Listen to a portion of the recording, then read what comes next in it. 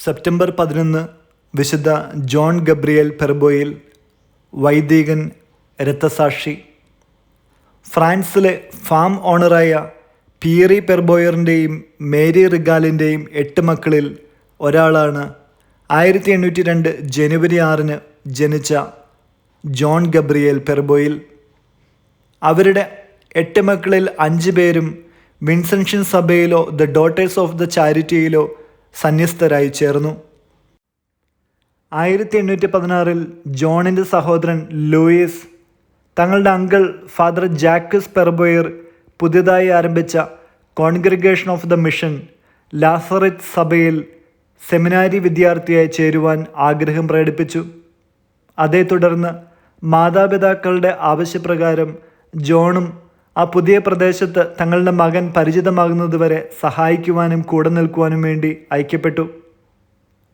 പുതിയ സ്ഥലം ജോണിനെ ദൈവവിളിയിലേക്കാണ് നയിച്ചത്. അദ്ദേഹം മാതാപിതാക്കൾക്ക് ഇപ്രകാരം എഴുതി: പിതാവേ, അങ്ങ് ആവശ്യപ്പെടുന്ന നിമിഷം മുതൽ നമ്മുടെ ഫാമിൻ്റെ ഉത്തരവാദിത്തങ്ങൾ ഏറ്റെടുക്കുവാൻ ഞാൻ തയ്യാറാണെന്ന് അറിയിക്കട്ടെ. ഇവിടെ വെച്ച് എൻ്റെ ദൈവവിളിയെ കണ്ടെത്തുവാൻ എനിക്ക് സാധിച്ചുവെന്ന് വേണം കരുതുവാൻ. നിങ്ങൾ അനുവദിക്കുമെങ്കിൽ ഒരു പുരോഹിതനാകണമെന്ന് എനിക്ക് ആഗ്രഹമുണ്ട്. ബാല്യം മുതലേ ദൈവവിശ്വാസത്തിൽ മക്കളെ വളർത്തിയ ആ മാതാപിതാക്കൾ വളരെയധികം സന്തോഷിച്ചു. അങ്ങനെ 1818 ഡിസംബർ മാസത്തിൽ ജോണും സെമിനാരി ജീവിതം ആരംഭിച്ചു. 1825 സെപ്റ്റംബർ 23 അദ്ദേഹത്തിൻ്റെ പൗരോഹിത്യ സ്വീകരണം. തുടർന്ന് ചൈന മിഷനിലേക്ക് പോകുവാൻ തിരഞ്ഞെടുക്കപ്പെട്ടവരുടെ കൂട്ടത്തിൽ ഫാദർ ജോണിൻ്റെ പേരുമുണ്ടായിരുന്നു.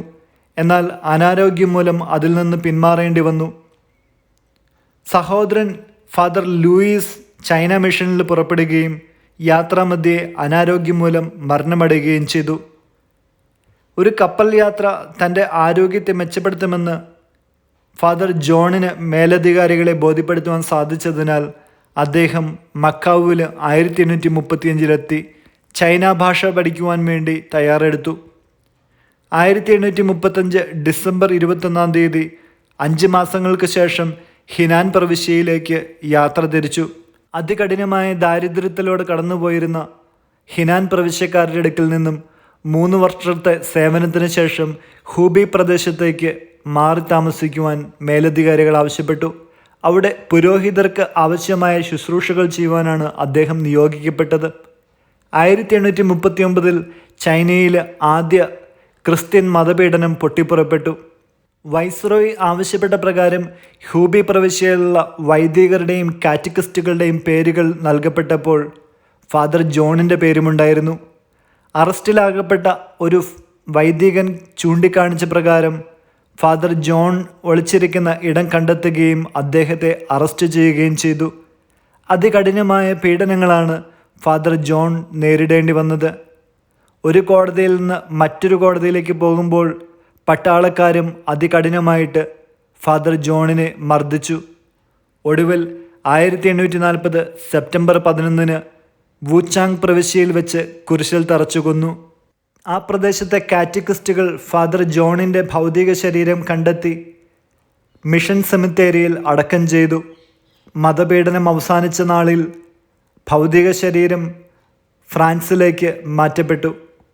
1891 നവംബർ 10 ലിയോ 13 മാർപ്പാപ്പ ഫാദർ ജോൺ ഗബ്രിയേൽ പെർബോയറിൻ്റെ നാമകരണ നടപടികൾക്ക് തുടക്കം കുറിച്ചു.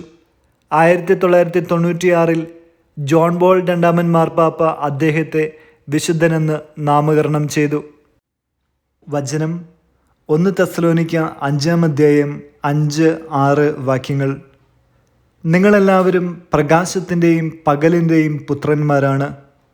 നമ്മിൽ ആരും തന്നെ രാത്രിയുടെയോ അന്ധകാരത്തിൻ്റെയോ മക്കളല്ല. അതിനാൽ മറ്റുള്ളവരെ പോലെ ഉറങ്ങിക്കഴിയാതെ നമുക്ക് ഉണർന്ന് സുബോധമുള്ളവരായിരിക്കാം.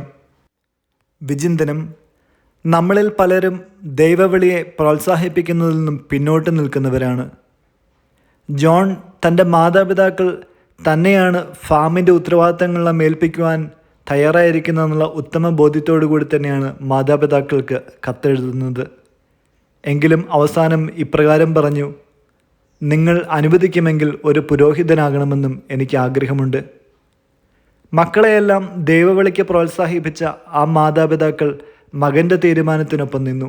അങ്ങനെ ദൈവത്തിൻ്റെ ഹിതം അവിടെ വിജയിച്ചു. സ്വരാജ്യത്തിനു വേണ്ടി പടവെട്ടുന്നത് മഹത് ലക്ഷണമാണെങ്കിൽ കർത്താവിനെ വിശ്വസ്തതാപൂർവം അനുധാവനം ചെയ്യുന്നത് മഹത്വം തന്നെയാണ്. ആ മഹത്വത്തിൽ പങ്കുകാരാകുവാൻ ദൈവം നമ്മളെയും അനുഗ്രഹിക്കട്ടെ.